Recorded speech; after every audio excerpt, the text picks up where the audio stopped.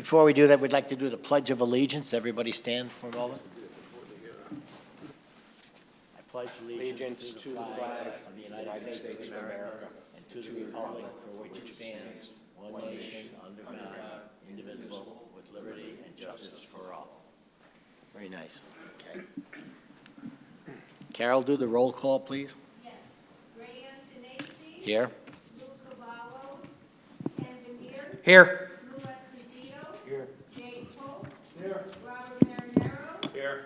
Dan DeVito. Here. Joseph Duca. Here. Jack McHugh. Here. Tonight I'd like to, Mr. Antonetti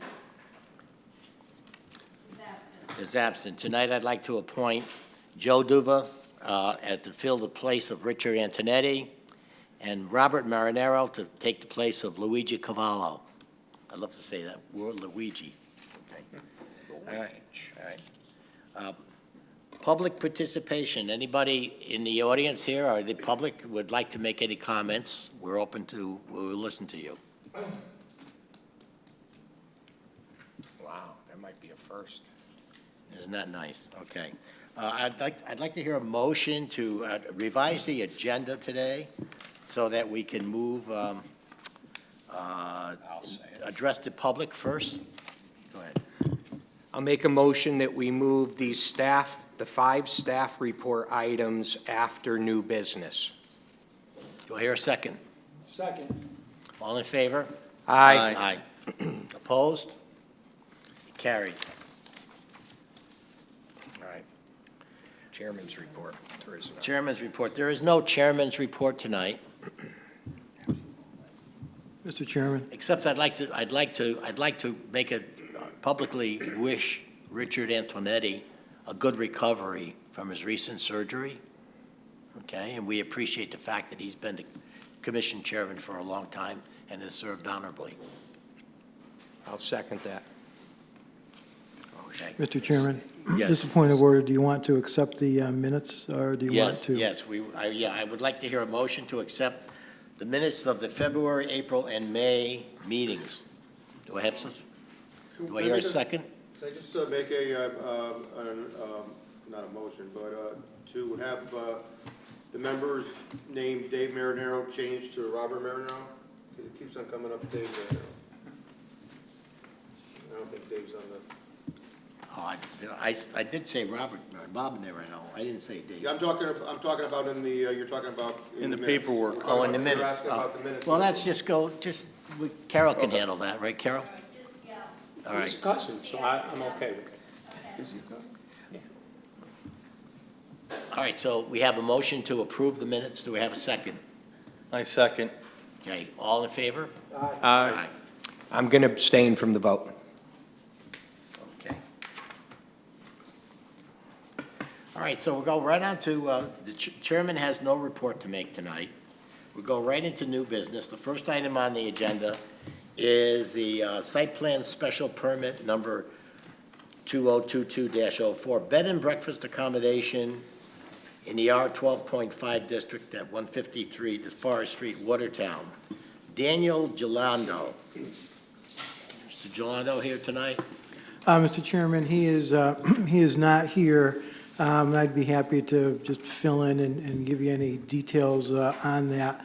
Just a brief overview, because there's 2 items on the agenda for bed and breakfast, and quickly, the genesis of that is that on the basis of one complaint on yet a different site, we found that there are approximately 9 entities operating in the town of Watertown as, well, loosely as bed and breakfast or as rentals.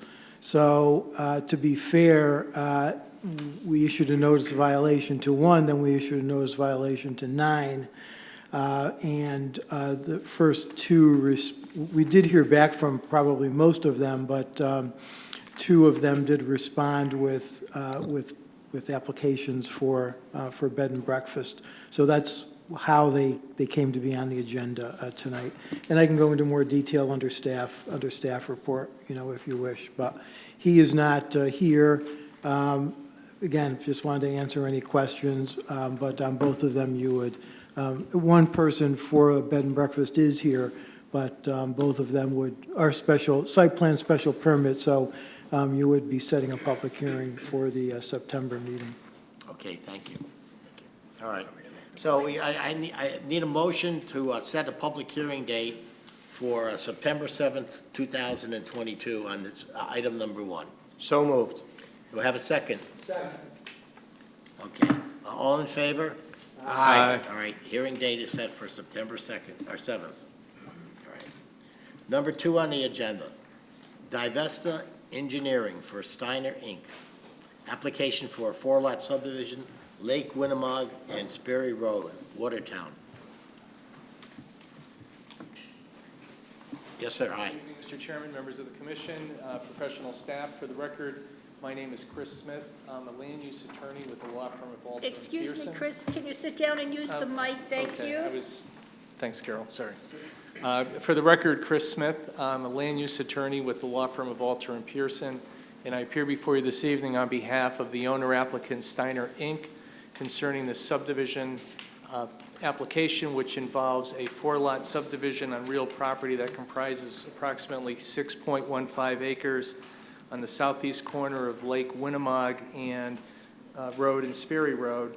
And I understand we'll be having a public hearing on September 7th, but I was also informed that you expected a brief overview because this will be going to public hearing.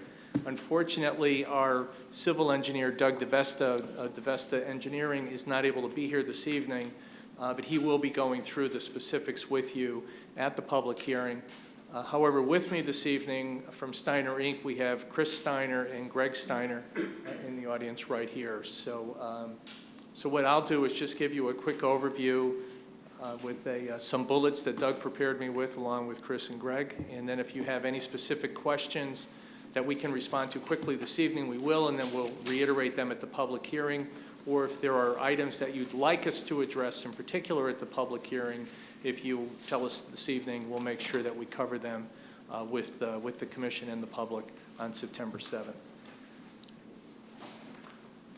I guess I'm so used to with the podium, but I'll just leave this and I'll go from here. So the subject property, again, it's 6.15 acres. It's located in the R30 zone. We have Winnemog Road to the north and Sperry Road located on the westerly side. Again, it's on the southeast corner of the intersection of the two streets or the two roads. Again, the property's in the R30 zone. Historically, since the Steiners acquired title to the property in the early 70s, this property has been used as in an agricultural capacity as a cornfield over the past number of years. There are 2 wetland areas that are highlighted in the light green on the easterly side of the property along Lot 1, and then lots 3 and 4. We do have an application with the Conservation Inland Wetland Agency that we did file seeking approval of regulated activities associated with that. As far as the 4 lots, they include a house, a well, and an on-site septic system. And to demonstrate the feasibility and developability of the 4 lots that are proposed to you and the subject to the application, the tension for the site has been designed so there's no peak flows for up to the 25-year storm event as required by the town. The first 1 inch of rainfall from the house and whatnot will be captured and treated to address water quality with the proposal. And then finally, the application as designed, and again, you'll hear more from our civil engineer with the specifics at the public hearing on September 7th, has been designed with there is compliance and it is consistent with the 2002 soil and erosion control guidelines from the Connecticut DEP, as well as the 2004 stormwater manual for the Connecticut DEP. And again, Mr. DeVesta will address those particular concerns with the commission at the public hearing.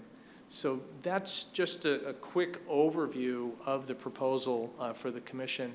If you have any specific questions for us this evening, or if you have questions that you would like us to ensure that we address, we're more than happy to write them down and then address them at the public hearing. Thank you. Commission members, any questions? I do. I have a question. How far along are you in wetlands? Will you have approval before the public hearing on the 7th? No, we won't. Unfortunately, because of scheduling with the consultants, we wanted to make sure that, again, our civil engineer was present for the wetlands meeting. They actually meet next week, the Wetlands Commission, Wetland Agency, and what we'll be doing is we'll be presenting to them with a full presentation on September 8th, which will actually be the day after the public hearing for this commission. So if we were to close on the 7th, we obviously would have to wait for the Wetlands Commission, or Wetland Agency, excuse me, to render a decision before you could act. So they're actually going to be on September 8th, where we will be making a full presentation, and I suppose at that time they'll decide whether they would like to have a public hearing or not. Okay. So one more question for staff. Does it make sense to establish a public hearing prior to them presenting to wetlands?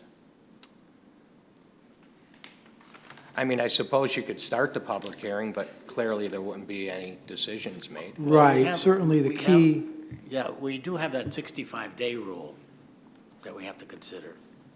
you could set the public hearing for October.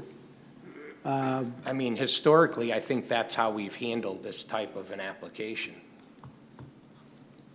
It just appears to me, and it doesn't make a world of a difference, but it seems like this is putting the cart before the horse.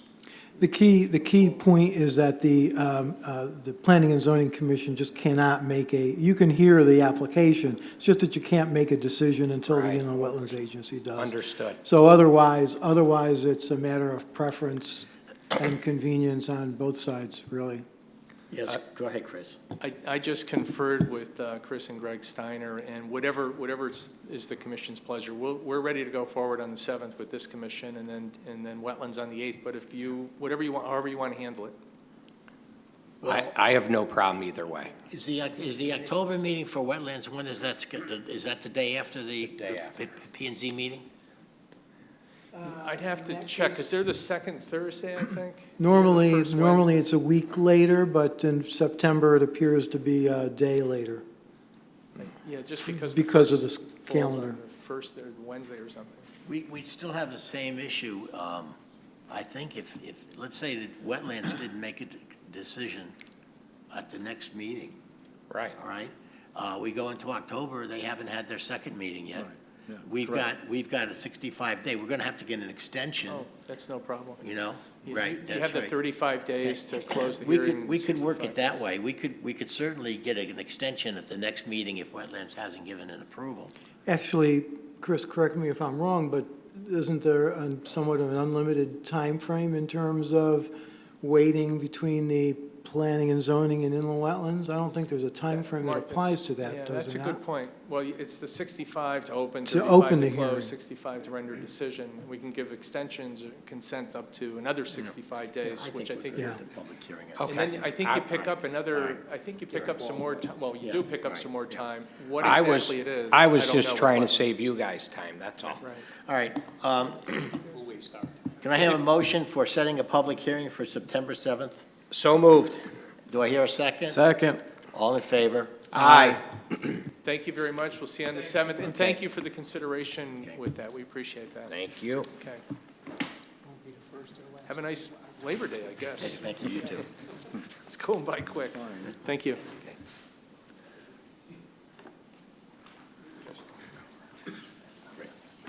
Good point. Extension. All right. Item on the agenda number 3, the report on municipal improvements, the referral from the town council, the Board of Education, school infrastructure improvements, and the Department of Public Works roadway infrastructure improvements. Mr. Chairman, I'd like to recuse myself from this item. I'll be in the back room when you're ready for me. Okay? Oh, because you're on, all right, fine. Mark, do you have a report on this? I don't have a written report per se, Mr. Chairman, but these are commonly known as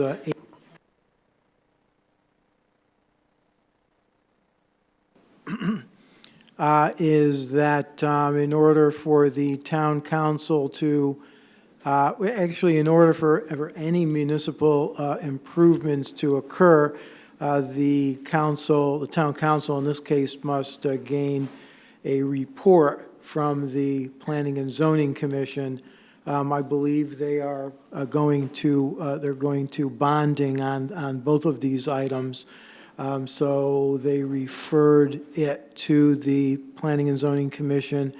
You have in your packet, actually, within the resolution, which I presume was drafted by the town attorney, a description of the activities, both for the Board of Ed and for the Department of Public Works. The Board of Ed is again, you can see, is doing infrastructure repairs to various schools. I think it consists mostly of replacing roofs and other major items like that. And the Department of Public Works is doing roadway infrastructure improvements. But Paul, the town engineer, Paul Benovich, is here if you have any questions of him. Okay. Does the commission, any chairman, any commissioners have any questions for the town engineer? No? All right.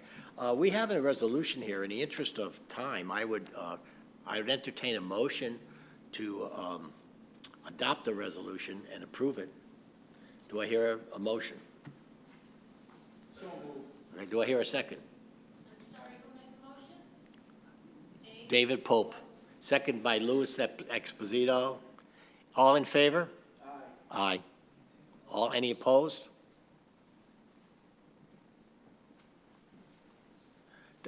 Let's do that roll call again. All in favor of this motion? Aye. Any opposed? Any abstained? Do we have, let's do a head count on that? Wasn't a lot of enthusiasm. Yeah, I guess, let's do a head count on that, please. Calling. I want to make sure we have the right votes. Okay, Ray Antonacci, I'm in for it, approve it. okay. Ken recused himself. Lou Esposito? Yes. Lou? Yes. Sorry. Dave Pope? Yes. Bob Marinero? Approved. Dan DeVito? Yes. Joe Duva? Yes. And Jack McHugh? Can I vote as an alternate? Yes. Yes? Yes. All right, yes. Approved. All right. Okay. Wait, hold on. No, you're not seated, so you can't All right, vote. no, I'm it's okay. sorry. All right, You are that's what not I was- seated. All right, we're good on that. We'll move to the next item on, it's approved. It's approved. We'll move on. Smoothly move on. Attorney James Strube, on behalf of Venture Real Estate, item number 4, petition to amend the zoning regulations to add self-storage facility with multiple buildings in the IR 80 zoning district. Mr. Attorney Strube. Okay, thank you very much. For the record, Jim Strube, an attorney at Secor, Cassie McPartland, in Waterbury and Southbury. I too missed the podium, but we'll make this work. With me tonight is Jim Zakonchik from Cratchit Jones. And I see this train's moving, so I'm going to do this quick. I'd like to also speak about the next item because even though we'll need 2 separate public hearings, they're interrelated in what we're going to show you. They're 2 abutting parcels. So the next item in the agenda is us asking for a zone change for a parcel at 146 Frostbridge Road from residential, 12.5, to IR 80. The first application relates to both the parcel being changed with the zone, that's in green there, and then right next to it, listed already as IR 80, is 172 Frostbridge Road. Those 2 parcels, in the end, when the development scheme is done, will be 1 parcel and would be, if both zone changes are approved, would be back for an application seeking a self-storage facility with multiple buildings. If you're familiar with this location, it's right by the entrance ramp to Route 8, kind of on the backside from the Sylvan Lake Park. So there's a ridge in between, so anybody at the park wouldn't see any of our development on our side. And the site is very difficult. The uses that would be used on this outer part, based on site constraints, seem very limited to us. We've met with staff, wonderful advice and help in terms of crafting this. J.R. Clisham, who's a principal of the applicant, is here also The current owners, they're under contract for for both properties. So again, we have two steps to do, right? We have to change the zone of the residential piece, which you can see in red is surrounded by a horseshoe of industrial property already. And the pieces below, there's a little bit of confusion. The pieces below, which are owned by the town, so it's the backside of the Sylvan Lake Park up above the cliffs, those pieces are, per the zoning map, zoned R12.5, but on the tax cards, they're shown as IG80. Either way, they're never going to be developed because they're owned by the town. And either way, they're over a ridge from where our development will be proposed to be. Once they're both IR80, that's where the text change for IR80 comes in. IR200 in your regulations and IR80 both share the same use table. You remember that and picture that? It goes down through M, goes through M, and then there was a zone change a number of years ago where somebody who wanted to put self-storage in the IR200 came in and created a non-uniform use table, where I understand why. They came and they said, we want to put self-storage in the IR200 zone, so we're going to add it to IR200 regs. It was not added to IR80. If you're familiar with the IR80, IR200 dichotomy, the uses are the same, but then the area and bulk are different based on size requirements, setbacks, next to residential, not next to residential. So all those mitigating things would still be in place. We're just seeking to create a uniform zone table. In fact, Mark was nice enough to get me the old regs, make the zone changes simple as possible. Simply add, right now it says in the IR200 zone. It'll say in the IR200 and the IR80, self-storage will be allowed. And self-storage is already defined because in that regulation where it went into the IR200 zone, all the definitions, same types of stuff we're going to do here. If you flip it over, we can show, just so you have a picture of what it'll look like. So you can see the green now is the two parcels combined, okay? And then you see that the development envelope is up near 262, and what your plan of conservation development refers to as the 262 corridor, encouraging commercial industrial development. So we think both the zone change of the piece, frankly, the zone change of the piece is, before I dig in, right, I don't know what the various things are zoned. I just know that, oh, we're changing a residential piece to an industrial piece. Not always the easiest thing to ask for. Then when you do the research and you see both topographically where the ridge is, but also you see that it's surrounded by IG80 across the street, IR80 already behind it, IR80 across 262, you realize that this is a residential piece. Well, there's certainly still a residence there. It's not really zoned for what it's set, really, certainly what it's desired for under your plan and conservation development. Then adding the self-storage use to the IR80, Mark and I had some early on discussions whether we change this two pieces to IR200, right? Because if we change it to IR200, the use is already in place, and we're already there. Or if we make the two districts uniform, right, by adding the same use from IR200, no changes to it, now put it over in IR80, just like the first 9 or 10 uses you already have that are in both. So given its location, given the difficulty on the site, obviously at the public hearing, which we'll have to handle separately because there are certainly a zone map change and a zone text change, very different. We have to send notices for the map. We don't have to for the general application of the text change. But tonight I just wanted you to understand how it both fits together. And then after that, if we're successful, we would come with a site plan application. We could bring some renderings of some projects. Mr. Clisham has been involved with multiple self-storage projects around the state, so we have some examples of what things would look like, which I think would be helpful. Great. Are there any questions? I'm trying to get the train to the station without doing too much. I have one through the chair, just a curiosity Sure. question. Will you see this building from Route 8? From Route 8. Didn't you just say that that was the Route 8? Yeah, this is Route 8 entrance ramp here. Right. There's a big cliff right here. Yeah. You would not All right, oh, well, I'm asking the question because I don't know. I don't know about a cliff over there, so. Yeah. I'm asking, I thought it was a pretty simple question. Yeah. I thought it was a pretty simple question. I apologize. No, it's a good question. It's just one we haven't thought of, to be honest with you. We keep thinking of the other two roads, of course. Route 8 on the left is south. Correct. Yep. Yes. So the answer is no. Thank you.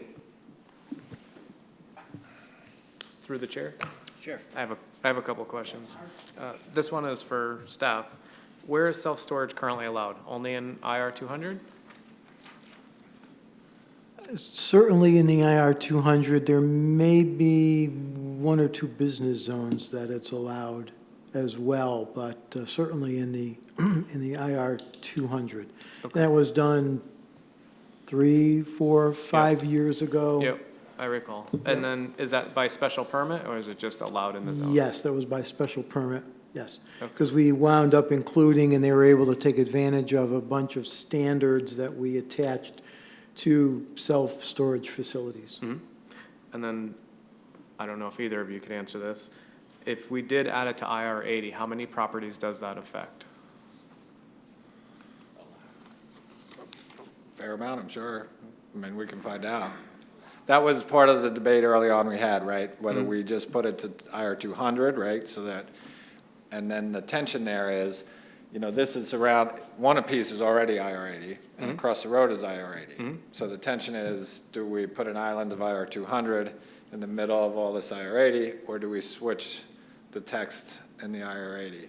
And after some discussion and consideration, and frankly, I think how few applications came in under the IR 200 change, as well as I think that facility has been pretty user-friendly from a town standpoint. Yeah. I think it was decided that it wouldn't have, I don't want to speak for Mark and the rest of the staff that we met with, but there wasn't a sense that it would have a large negative impact. Yep, understood. That was our thought process. Yep, I just always worry down the road, you know, Yeah, once no, we I change it, understand. it's there, so.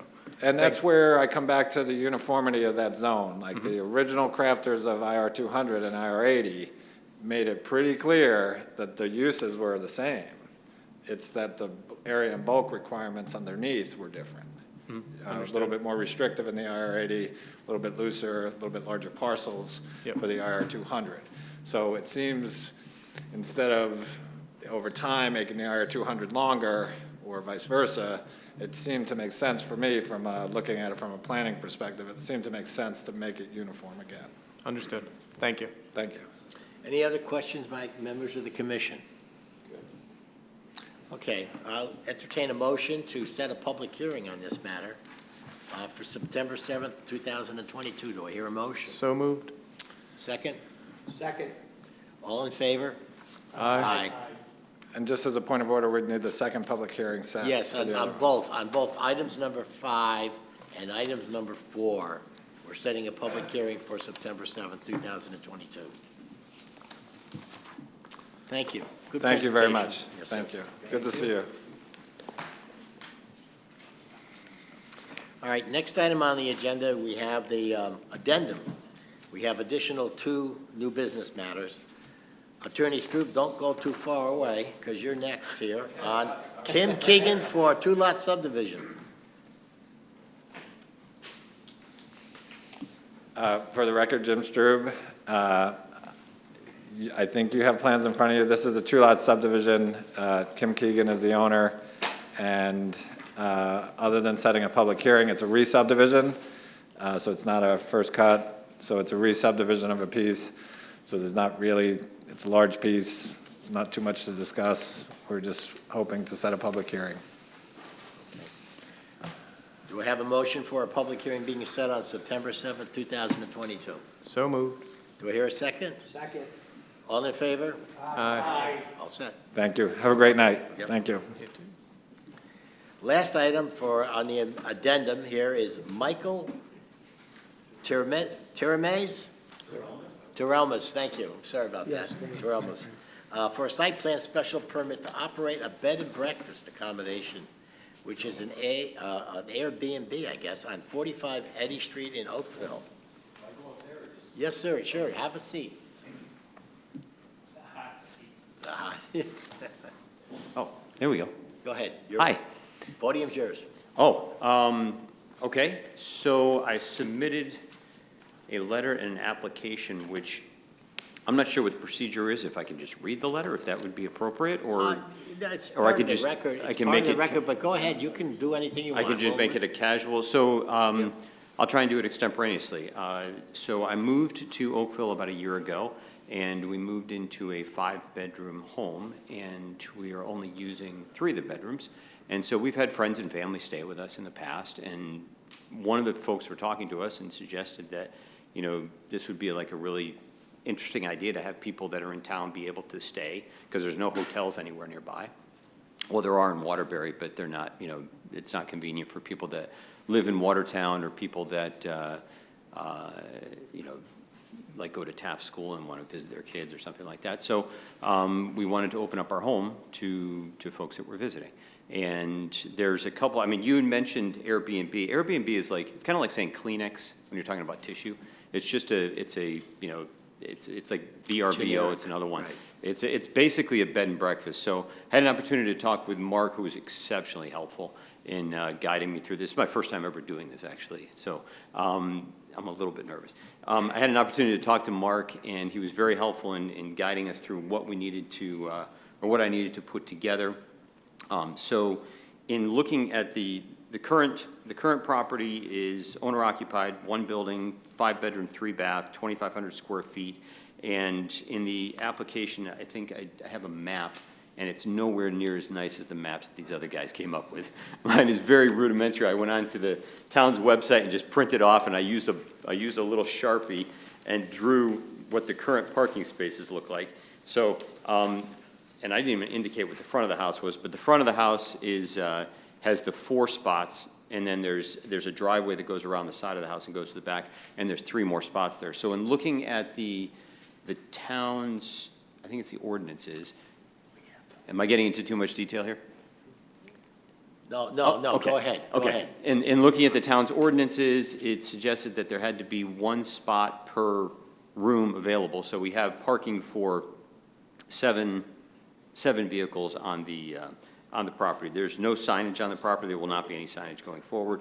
The proposed use would be to have it be the same thing. I'll still continue to live there. But in the back, from time to time, we'll have folks come in, and we will use probably Airbnb, VRBO, and a few other, you know, sites that allow people to become aware of places they can stay if they want to visit in town. You know, the 7 paved parking spots will still stay the same. I'll live there. There'll be no, notwithstanding the name bed and breakfast, we're not going to serve any food. It's not worth the hassle of doing that. So that's not our intention in any way. Bed and bath, yeah, that's basically what it is. Yeah, it's a bed, and there is a living area that's there as well. So there'll be like a living area and, you know, that type of thing. One of the things, though, I did talk to Jeff Biolo, I think is how we pronounce his name, about the fact that there can't be, and I think I included he had this book and he said it's not available anywhere else unless you buy it, but it's the Connecticut State Building Statutes, I guess, 2018 Connecticut State Building Statutes, which defines what a bed and breakfast establishment is. And so in reading that, it's essentially a building, which you all can read. I probably don't need to read it for you, but basically there can be no cooking or warming of food, and that's the one thing. So what we're going to have an area that's going to have a table in there. There'll be a refrigerator for, you know, if people want to keep like beverages cool or something like that. Currently, there is a stove in there because this was like in 1989, long before I bought this. Somebody put an in-law apartment back in the back there. So there is a stove and a microwave in there now. We're going to take the stove and the microwave out and just put like a little shelf there, and that's going to be. Okay, Michael, we can, may I call you that? Yeah, sure. We'll have a public hearing. You can go into more detail at the Okay. public hearing. We're just going to set a public hearing tonight. Perfect. All right. So do I hear a motion to set a public hearing on this matter? So moved. Do I hear a second? Second. Okay, all in favor? Aye. Aye. Okay, we're set for a public hearing on September 7th. See you there. That's it. Okay. Yep, that's Thank it. you guys Yes, very thank much, you. Commission, staff. You guys have been awesome too. Thank you so much. Good luck on your bed and bath. Thank you. Bed and bath. Thank you so much. Yeah, we're looking forward to having Eddy Street a tourist mecca. I wouldn't mind, actually, I don't want it to be that busy. I mean, it's just a little, I mean, it's a little bit of revenue, which is nice, but it's also, yeah, what's that? Careful what you wish. Exactly. Good night. Good night. Good night.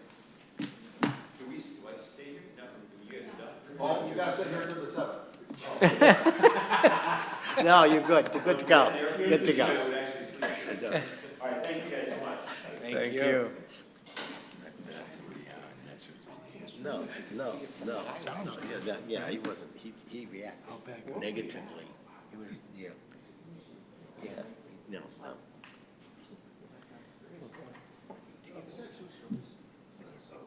It is.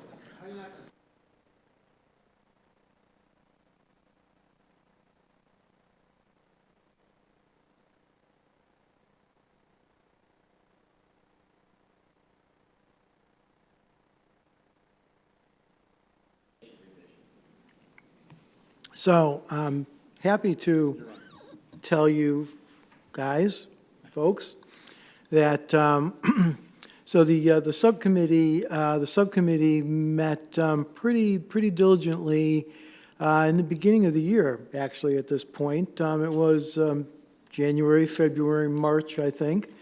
And we scrolled through the regulations. We identified, no, actually, let me back up a little bit. So we had a draft revision from the planning consultant that the subcommittee reviewed and made comments on. Once we finished making comments, we turned it back over to Glenn Calder, the planning consultant, and he initiated his work very diligently to take those comments and incorporate them into the regulations in terms of suggestions, advice, et cetera. And so that's been quite the task. Only until about a month ago we finished. We, staff, met with him pretty regularly and fleshed the whole thing out and came up with a, well, I guess I won't say the final draft because the final is certainly up to the commission, but came up with a first draft that lists, first of all, he took all the amendments that had been passed since 2015, but not incorporated into the regulations. So those are now in that draft, and it's completely up to date. True to what we said originally, this revision was only to address reorganization matters, editing matters, to make it more user-friendly.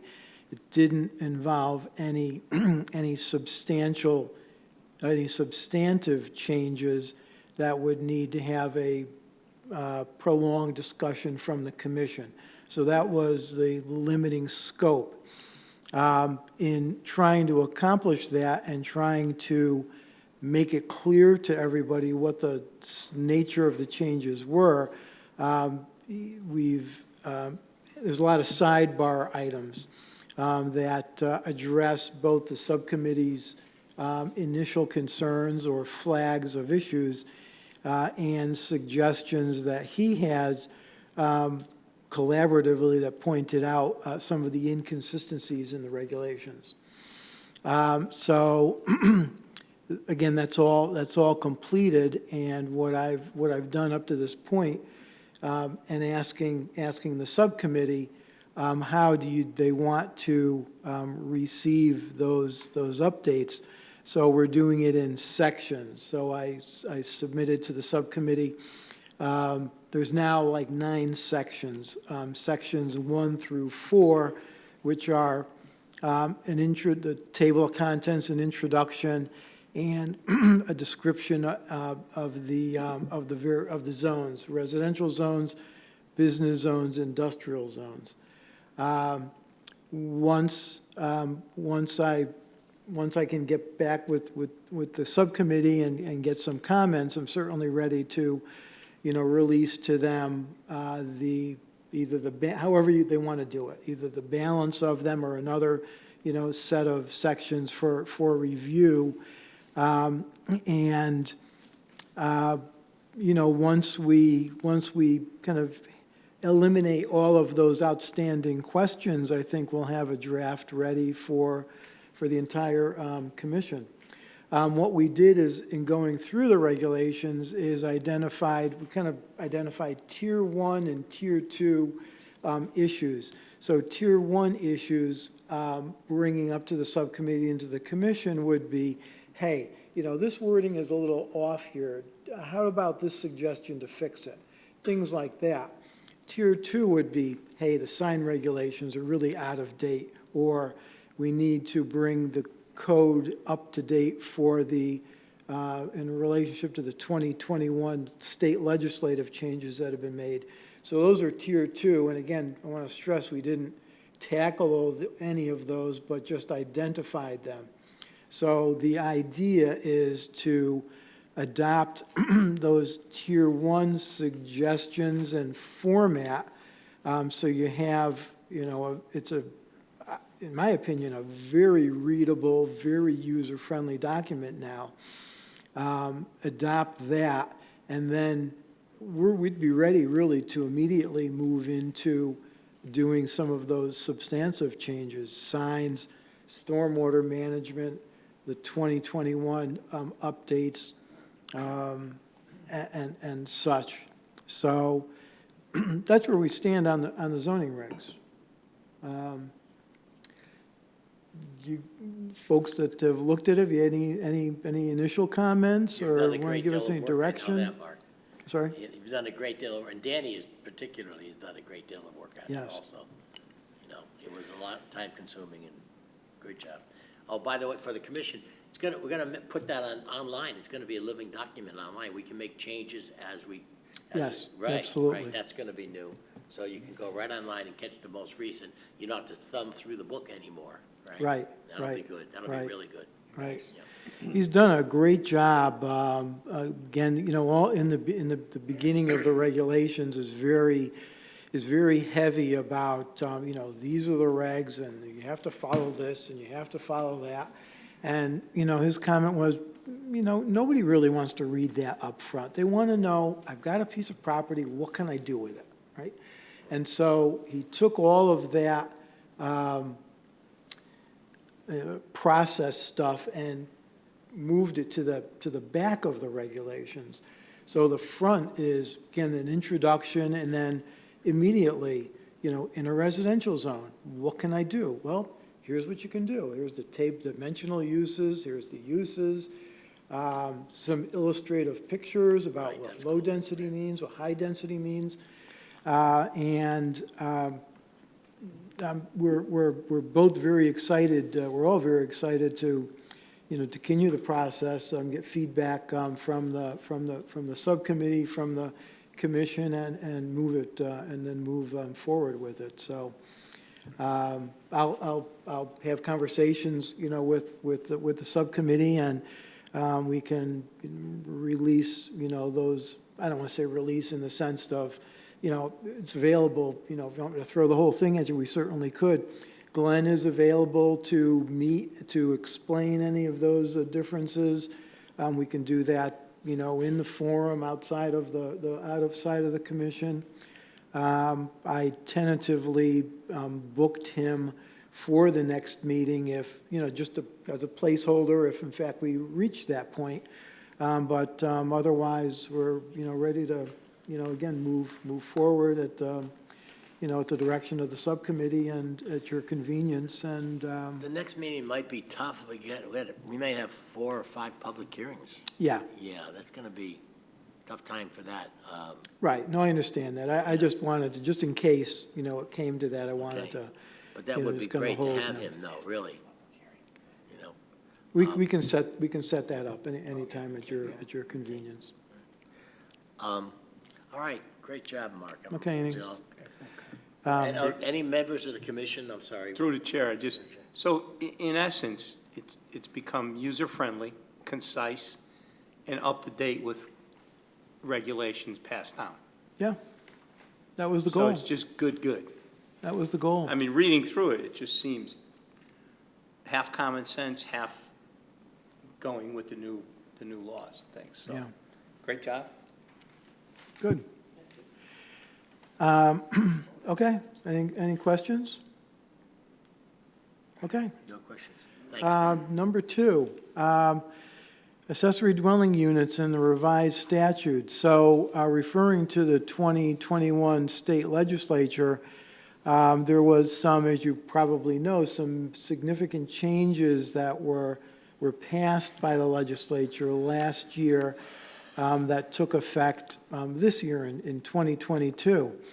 Among one of the most significant is a change of standards pertaining to accessory dwelling units. So the gist is that, and you guys have probably read and hear, right, affordability, alternative housing, the high cost of rents, the lack of affordable housing is really a nationwide, kind of crisis that's received, a lot of press and a lot of attention. Again, not only here, but across the country. So the legislature attempted to do a small part in essence, trying to get some uniformity to the standards addressing accessory dwelling units. The old saying is, particularly in Connecticut, there's 169 municipalities and 169 ways of doing things. And in this regard, it causes a lot of confusion. It causes a lot of hesitancy, and they're looking to have the towns adopt a little bit of a more uniform standard. They also recognize that some of the restrictions that are put on accessory dwelling units may be overly restrictive and maybe prevent their effective use as a tool, across the municipalities. So they've tasked each municipality with either revising, there's a couple of choices, right? Looking at adopting those standards or revising their regulations to adopt those that are those that fit into a particular municipality's, way of doing business the best. There is a time frame to this, and it has to be done, well, there's a time frame in that some action has to be taken by the end of the year. So the choices are to opt in, to the standards. And in that report I gave you, I tried to, give you kind of the background of what the changes would be, to make a comparison to the current regulations, and show you how they would be affected by those changes. Our timing is kind of good at this point in that we're looking at adopting new regulations anyway, but the purpose in giving you that information is to start a discussion and see what you think of those changes, proposed changes, and see how you feel about them either being adopted into the regulations or just being adopted. So some of them are, they make some changes in that currently, they try to loosen some of the restrictions. So currently, an accessory dwelling unit is limited to 750 square feet. And so they proposed that would be broadened to 1,000 square feet. Currently, there can be no, even though it's located within the single-family dwelling, there has to be, you have to maintain the opening between the single-family dwelling and the accessory unit. They would propose that it could be a standalone, well, I say standalone unit, but if it's within the dwelling, it could have separation. So it could be, in essence, a more private, independent unit within the single-family house. They would, let me see.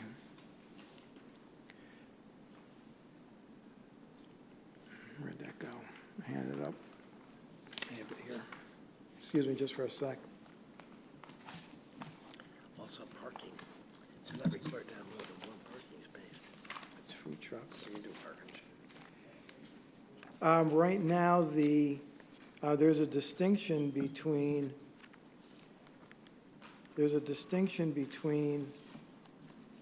accessory dwelling units and accessory dwellings, freestanding accessory dwellings.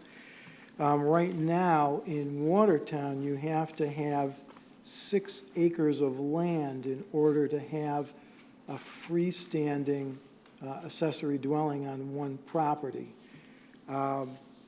The proposed regs would eliminate that restriction. So as long as dimensionally a detached accessory dwelling could fit on a property, it would be allowed.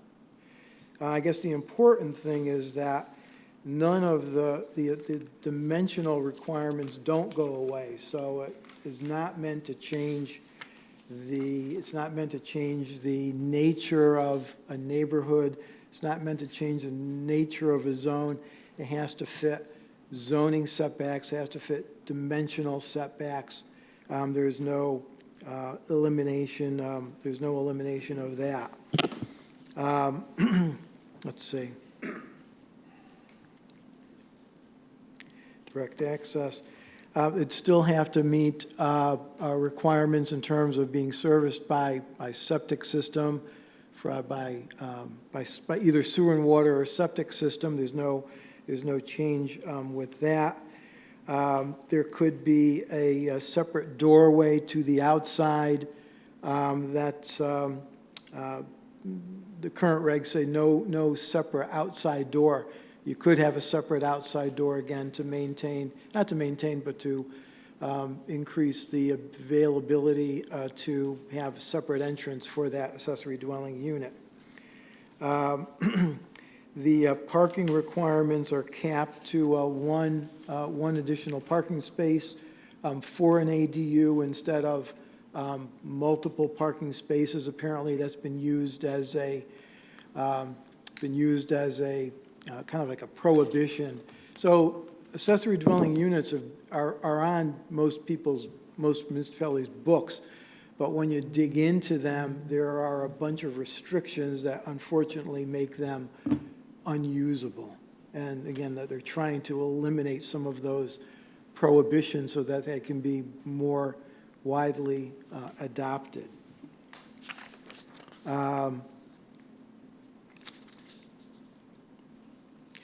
There is a reference to character, which is a vague, undefined term. The proposed standards, you can have standards pertaining to architecture, landscaping, and streets to ensure that, ADUs do fit into, again, the scale of any particular neighborhood. There's a current requirement that there has to be a yearly reporting to the zoning office that a ADU is occupied either by the homeowner or by, the homeowner occupies either the single-family dwelling or the ADU. And they're supposed to do that on an annual basis. that never happens. There's no tracking of that, so that provision would be eliminated. An accessory dwelling is only by special, not only has to be on 6 acres of land, but only available by a special permit. That requirement would be eliminated. Also, they'd be available as of right, again, as long as they meet dimensional requirements for the zone.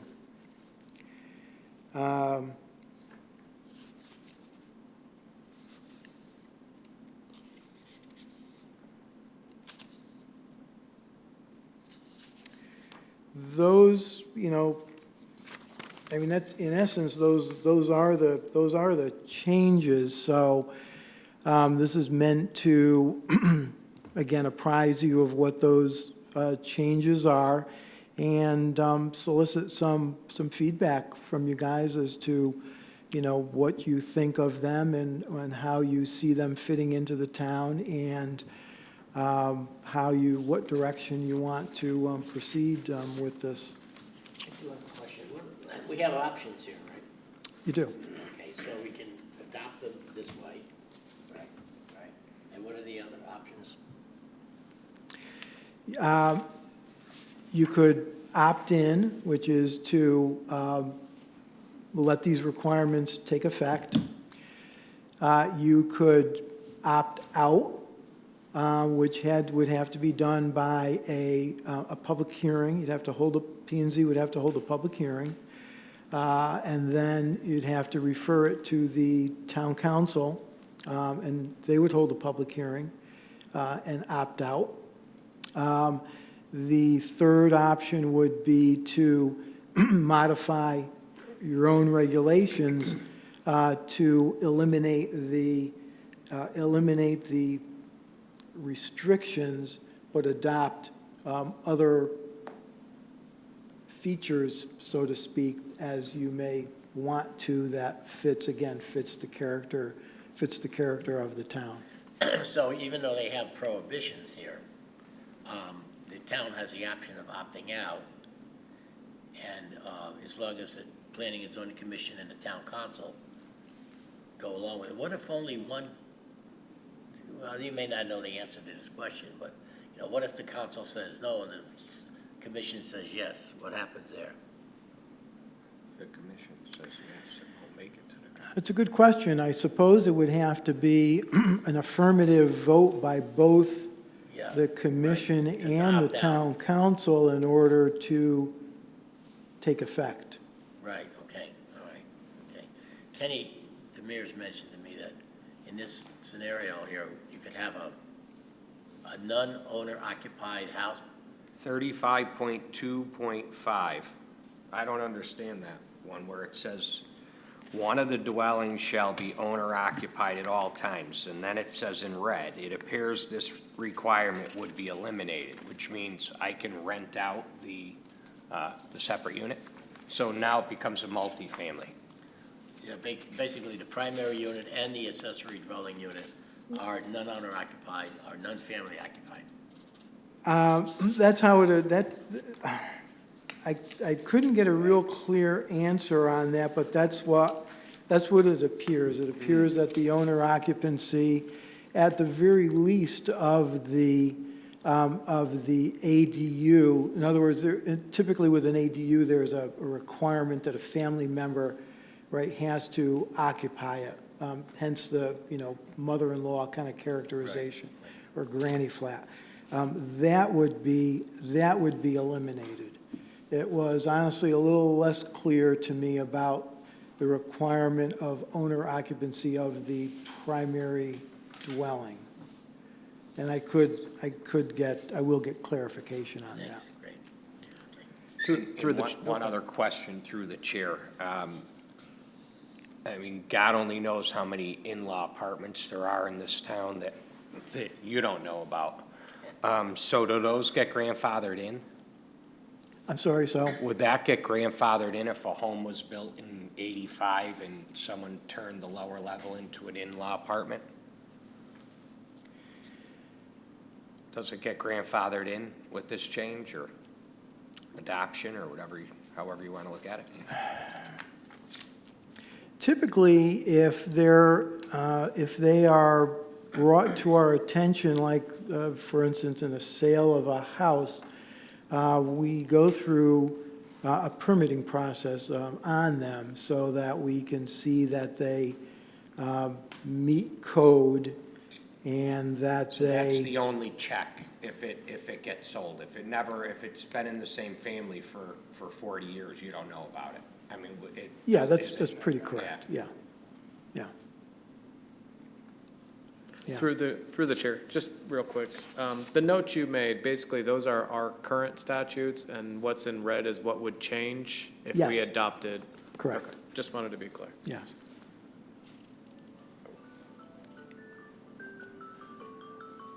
Sorry. Hey, Louis, you have a question? Nice music there, Dan. Yeah, it's an alarm, sorry about that. Mark, do you know anything updated on these granny pods? Everybody get a little closer to their speakers. Are we updated on the granny pods in Watertown? So I have had some interest in them. They have been allowable since 2017. Okay. Temporary healthcare structures. They, in fact, are meant to be temporary. As a matter of fact, I think there's, I've talked to the building department about this. They cannot have a foundation. Right, they gotta be on wheels. It's got to be on wheels or on a slab in some way, and it seems that it makes them impractical, in Connecticut to build. So there hasn't been a lot of wholesale adoption of them. But I have had recently a couple of inquiries, Thank you. about them. Thanks, Mark. Through the chair, one more question, sorry, I forgot. Is there any penalty for opting out? No, No, okay, not that I can see. thank you. No penalty, but again, I think the state is hoping that for some uniformity, we can't say, what might happen down the road in terms of, other guidelines, from them. I see Sure. this as a democratic. Thank you. I see this as a democratic statute legislating the zoning, and a Republican amendment to opt out. I hear you too well. Thank you. Can you hear me now? All right. Just as an aside, I see the tension in the legislature, setting the state mandated zoning requirements, and there's also that opt-out tension that gives, to keep it alive at a local level, okay? So, at least you get a chance, they give you, this is like a suggestion, but it's got to go through a lot to get opted out. That's how I kind of see it, so. Correct. And I certainly realize, and again, this is part of the discussion, there may be some requirements that you don't like.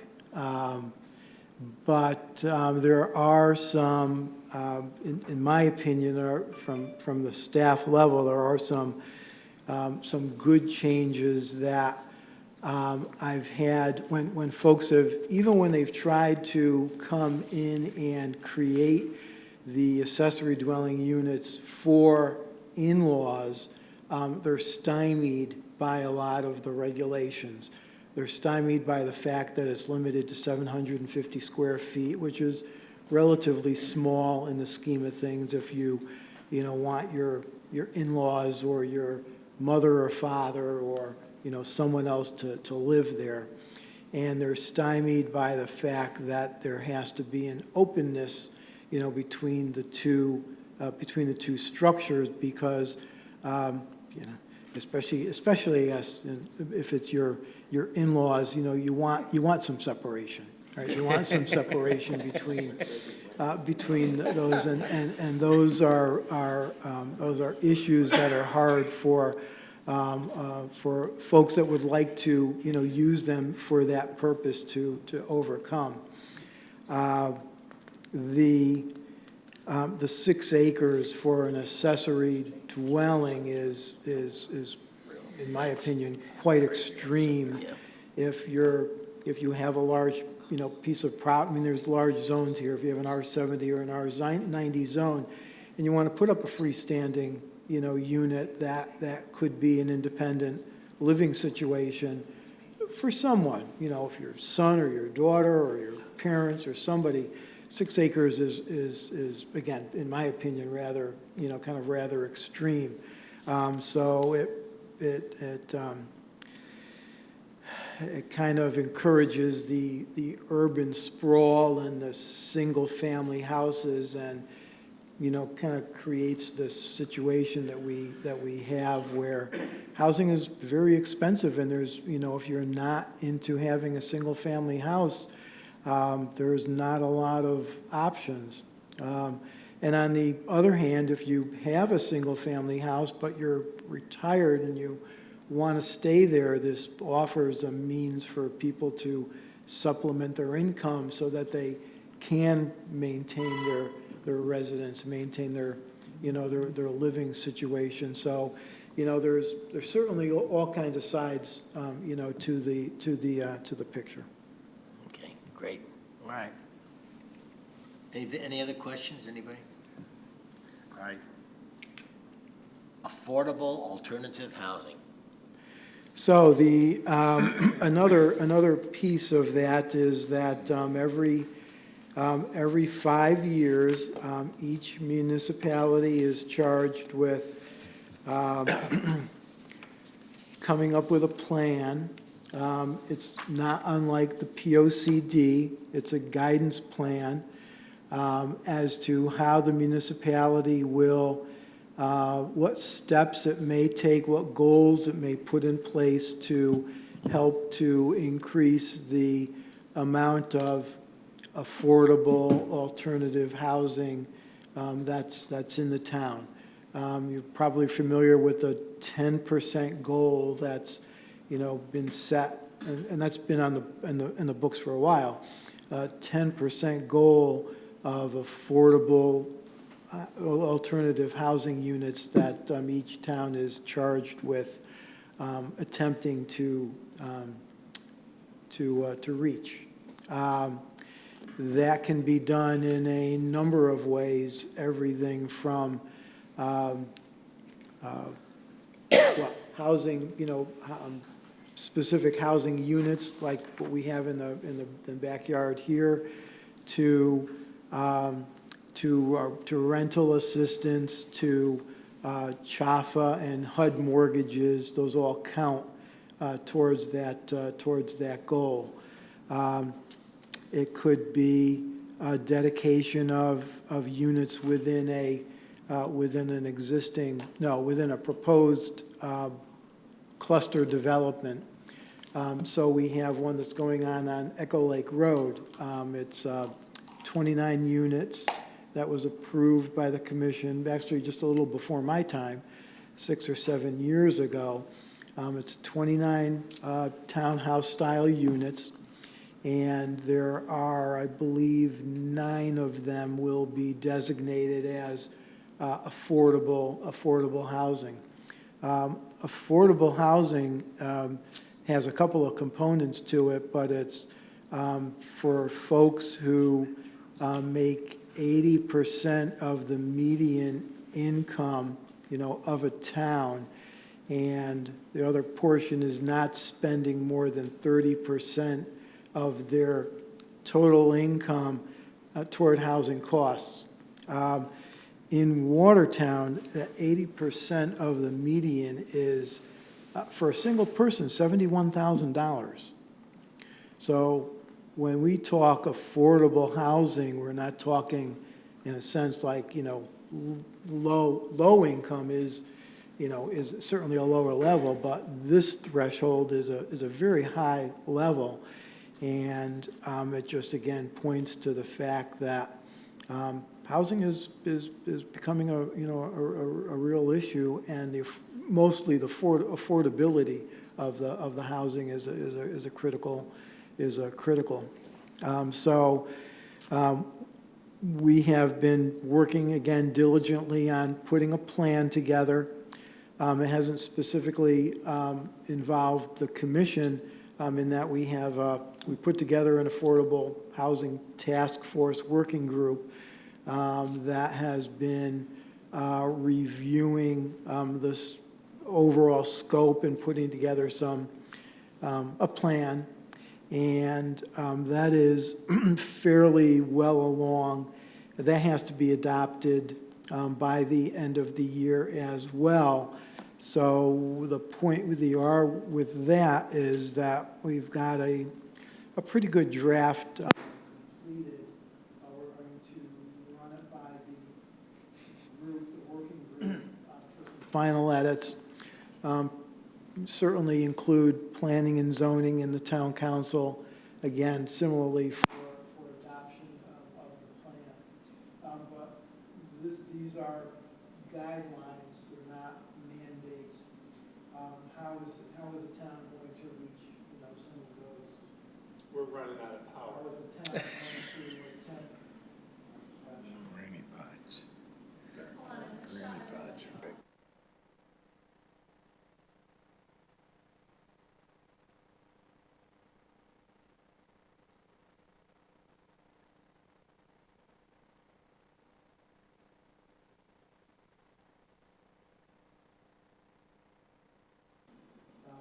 Affordable housing. We're about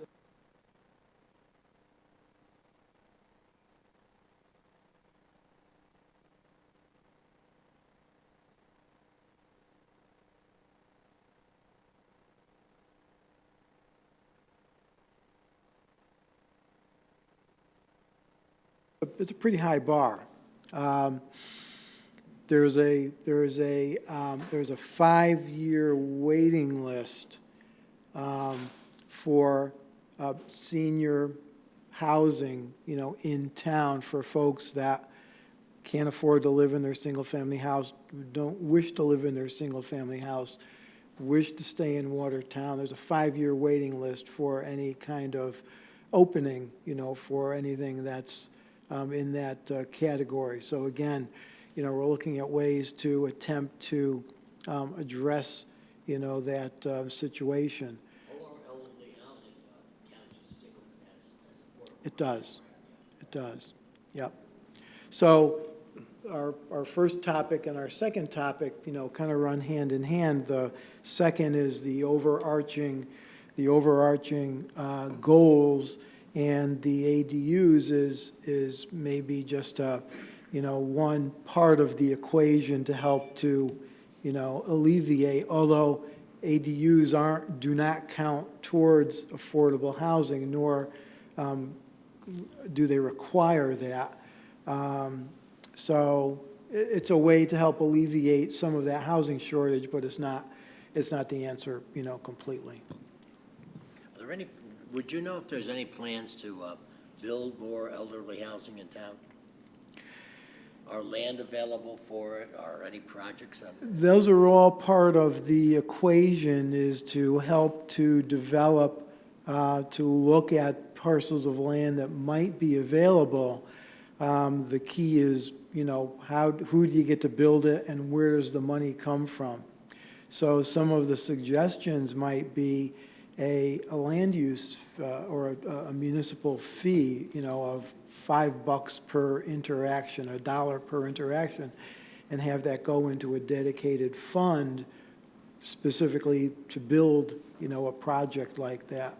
So it's got to be a concerted effort, you know, on behalf of the town to spearhead something like that. And again, part of this plan is to try to put some of those wheels in motion. So through the chair, 2 questions. Yep. One is, how does housing get labeled as affordable housing? Is it just based on looking at rents and what things cost? Or do people have to submit and basically qualify their home as affordable housing? Biggest thing is income. Some of it, I'll use, again, Echo Lake Road as an example, so that would be deed restricted. Sure, yep, I Right. understand that one. Okay. I'm sorry, what was the question? How does? So how are they counted? How do we know which homes are considered affordable housing? I checked, that's a question that I might be able to address. I know that the state has indicated that if you file something on the land records, That would be they deed accept that. restricted, right? Right. That would count. Okay, If one has a Chaffa mortgage, that counts as affordable housing, okay, if you have a Chaffa mortgage. yep, I'm trying to think the other ways that they had, those are two of the primary ways to identify, what's affordable. Okay. We get a list each year from the state, from HUD, Yep. through the state, and we list any of the changes that have occurred in terms of new properties, coming on board that would qualify as affordable housing. so one of my other question is, on the flip side, like I understand people want it, but on the flip side for a builder, when it's so expensive to build, what's the benefit to the builder? Incentive. That's, I know, that's the key. That's one of the key. How do you get folks to come to the table? Do you offer them zoning incentives? Do Yeah, you I didn't know offer if the them- state was offering incentives or if there was federal monies for it or anything like that, Not a lot. I mean, Connecticut is a land of municipalities, so it's up to each municipality to set some directions and then maybe pursue, some state funding Yep. that might occur. These are all ideas that will build into the Right. plan in terms of doing that. Honestly, from my perspective, when they, you say the town is short of housing and a developer could propose an affordable housing complex and the state and the town has no jurisdiction, Right. over it. right? And this may be from my limited perspective, I'm not sure I really ever see that occurring in a lot of towns because what developer is going to build a, 30 or 50 unit complex that strictly meets affordable housing goals? I don't see how they can afford to do that. Right. And that's Especially kind with of the today's crux pricing. of the problem. Mark, So how do you get somebody to opt into something like that? Again, maybe incentives, density bonuses, Yeah. those, looking at the zoning regs. Yep. So that if they build 10% affordable housing, they get a bonus, a density bonus, so that gives them more an incentive to, to build those units. Mark, one question, in Watertown, what's an affordable housing under the formula? What's a house cost? What would make a single-family house affordable? No, the house, the price of the house, there's a formula for setting the price of the house. What's the price of the house in Watertown? The price of a house, Yeah, there's a formula that ties in, that dovetails into the income. And Right. it sets the price of the house to I claim think it's it. 30% of 80% of your income or something like that. Yeah. Has Well, to there's cover all a the way, costs. there's a determination. I know that like in Naugatuck, it's like $140,000 or so, something like that. yeah, what I'm used to, it's more of the standard, that 70% standard of the median income, and then not spending, they back into it, it seems to Yeah, me. right. Not spending more than 30% of your gross income on rent. I think not including utilities, but including Taxes. sewer and water and taxes. And I think, Mark, that when you apply for like a Chaffa type loan, you have to make less than a certain dollar figure, and that Right. figure changes per county.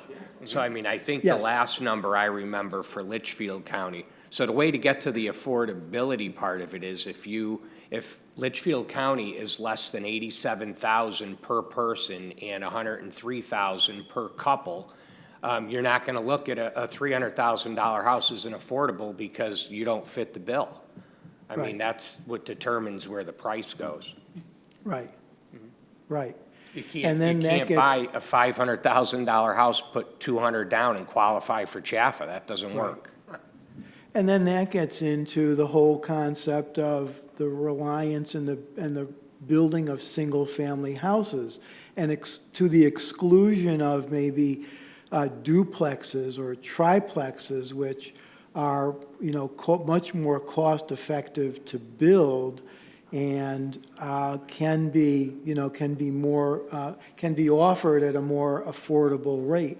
And we have to look at, well, we don't have to, but we're encouraged to look at the zoning regulations that, you know, don't allow that type of construction in a lot of zones to exclude those to the favor of single-family houses, which is probably the most expensive form of housing, you know, to build. So looking at the zoning regulations is certainly a key strategy. It's not the only strategy, but, you know, a key strategy to look at as well. So again, I think I think the town is well positioned in that we've got, you know, a review of the zoning regulations going. These two issues are being put on our radar, but it's a good opportunity to bring those components together and, you know, again, try to put together a plan that makes, you know, sense for the town.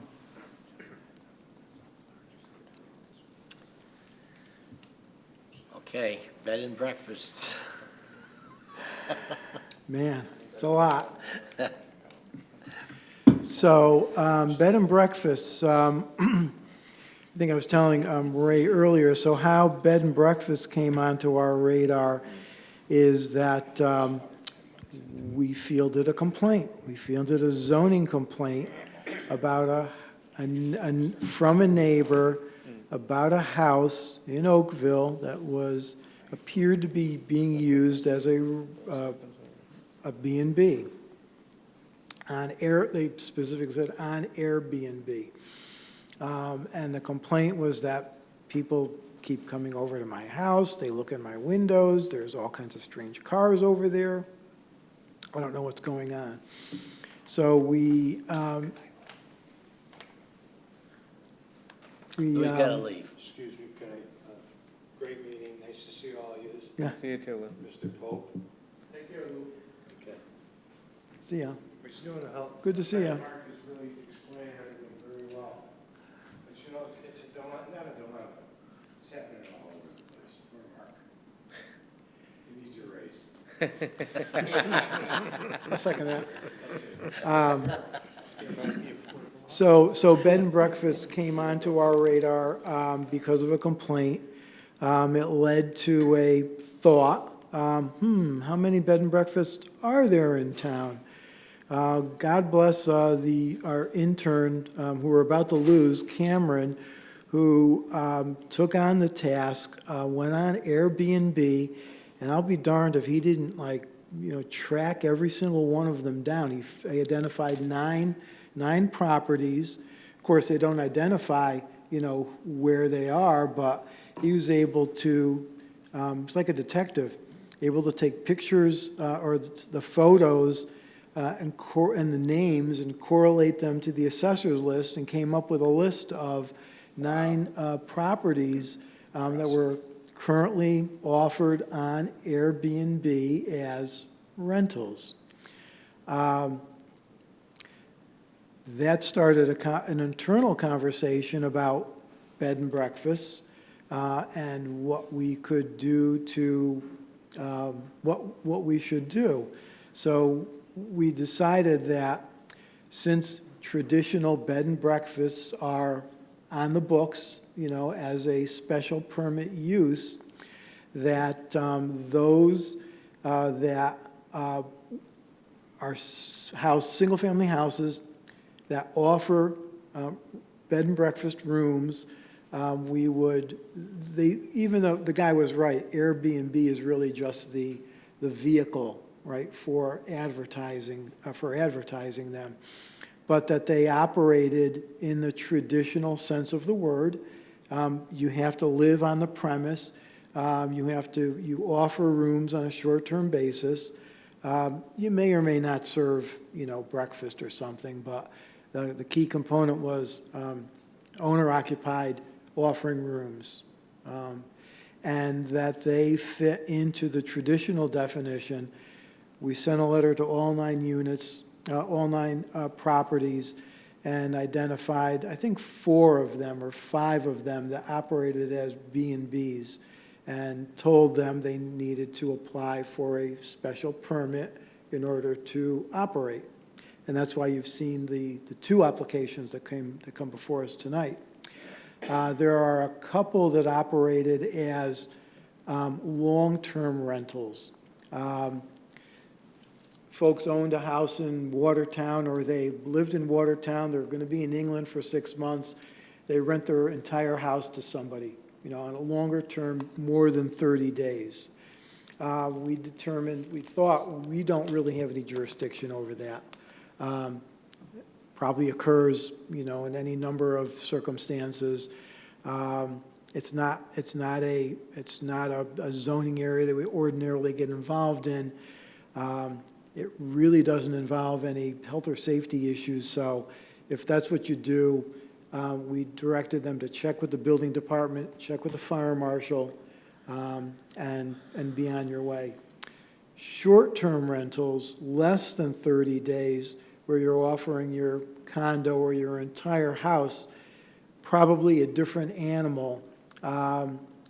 We don't have any regulations on that, but it appears that that's somewhat of a separate category from the over 30-day rental of the entire premise. And at this point, we're saying the same thing. Check with the building department, check with the fire marshal, but again, we don't have, maybe we need to have regulations, but we don't.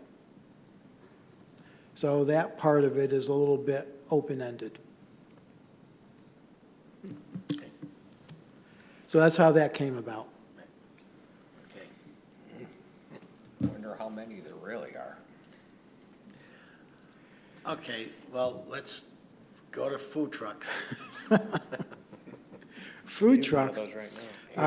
We've talked about this in the past any number of times, and not really reaching a conclusion about it. Although my sense was, in the time that I've been here, that there was more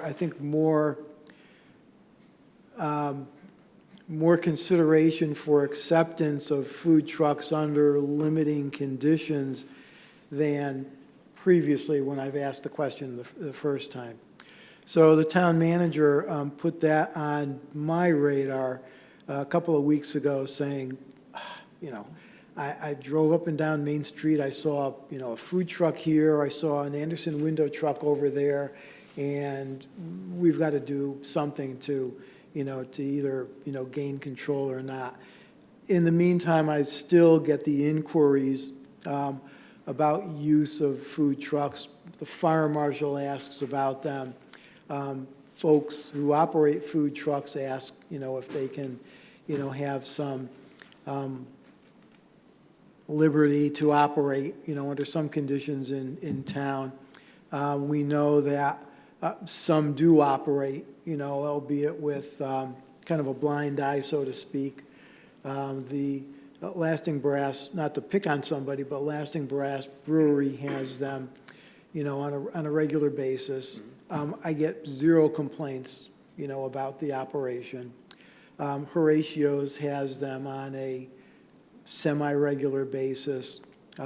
Certainly the pandemic, with an outdoor dining brought them more into vogue. As you guys know, they're a very, very popular option now. Any number of communities allow them to operate. West Hartford, of all places, surprising to me, has allowances for a food truck park. So they have a parcel of land, and they'll allow 3 or 4 or 5 food trucks on that parcel, and I think there's a pavilion there as well, and they operate on a regular basis. The food trucks operate on a rotating basis. It's become a destination, you know, for, and West Hartford, again, I mean, it's just me saying it's kind of akin to Greenwich, and I wouldn't think they would allow something like that, but they've embraced it. I happen to go to Madison, Hammonasset Beach, you know, on a fairly regular basis to camp. On Friday afternoons, they have a farm market on the green. They'll have 5 or 6 food trucks that operate in conjunction with the farm market. It's a great experience. They do a great job. It's a very festive atmosphere, draws a lot of people into town. So they do operate, you know, successfully. I think the commission has said, again, well, you know, we'll consider it under limited circumstances, and you know, I understand and I agree with that. I think that if we can come to, I'm just making a suggestion, again, it's up to you guys, come to some terms or understanding that, you know, maybe you would allow them to operate under certain circumstances.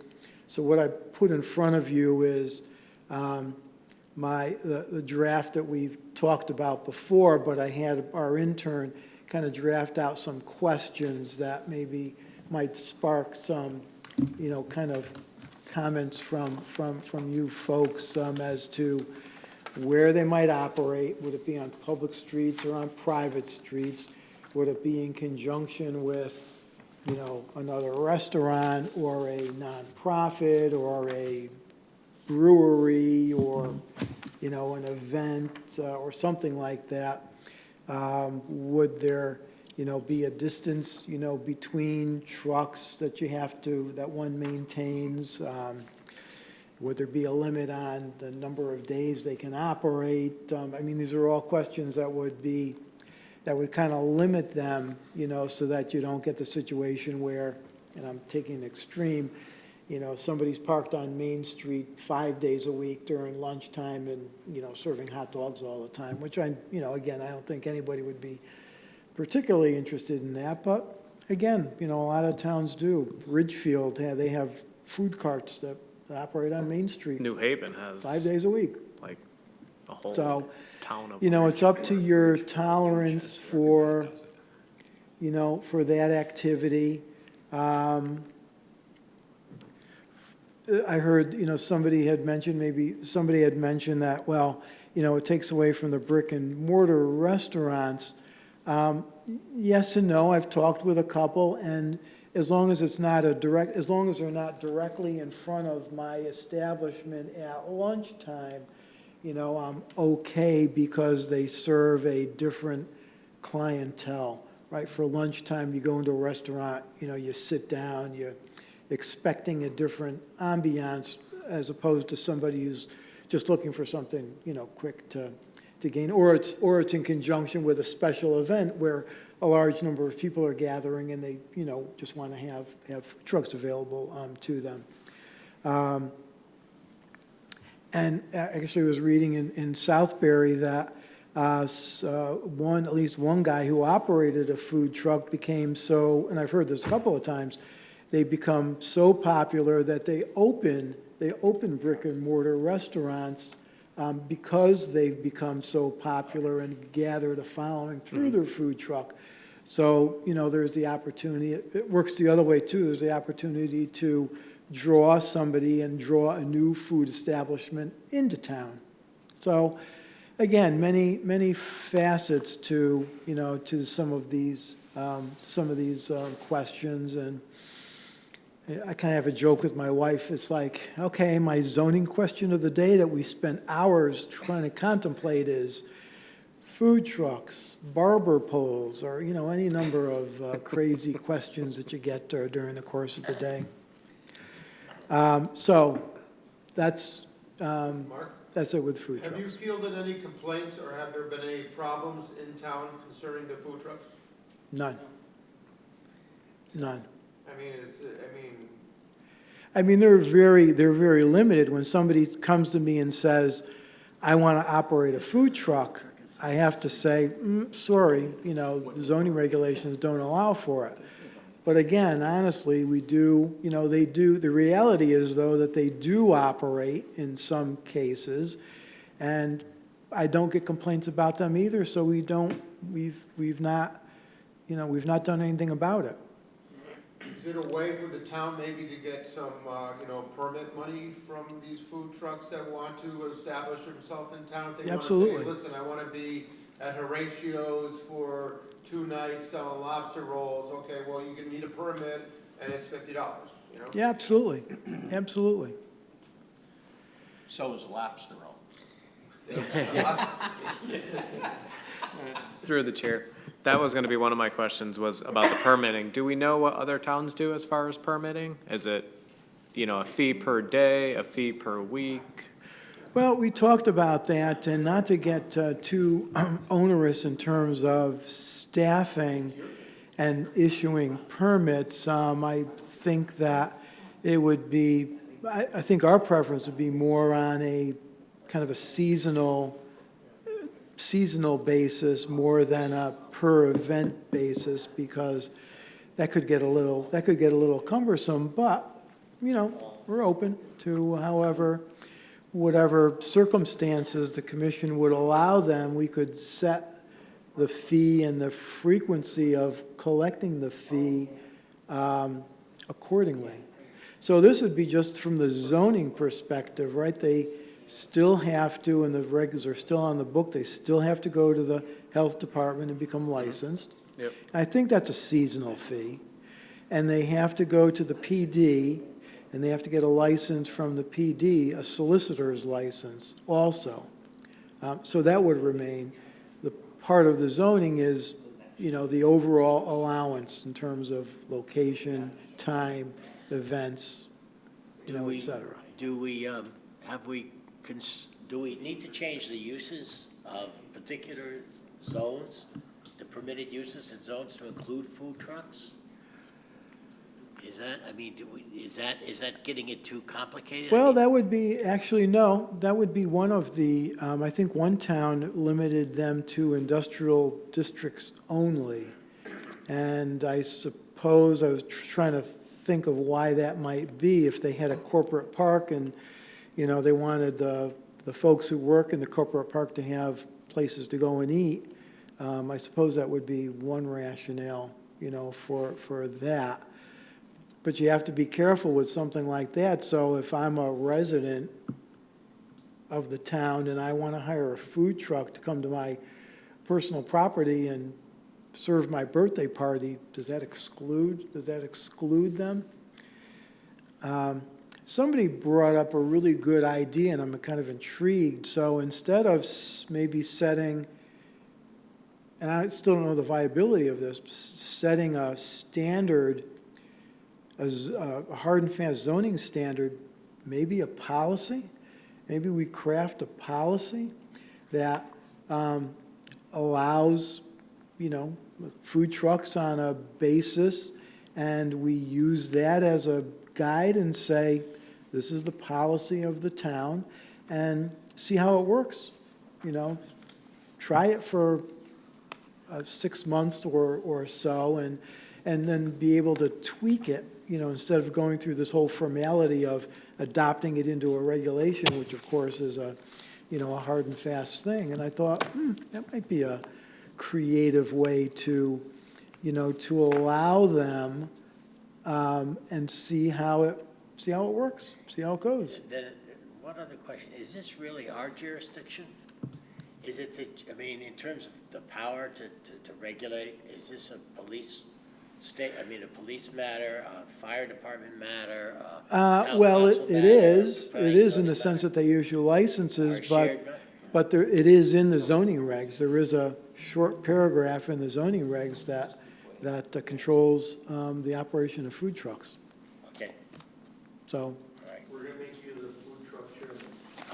I'll test everything. I'll just test it. Food truck chairman. I will be indigestion and extra weight.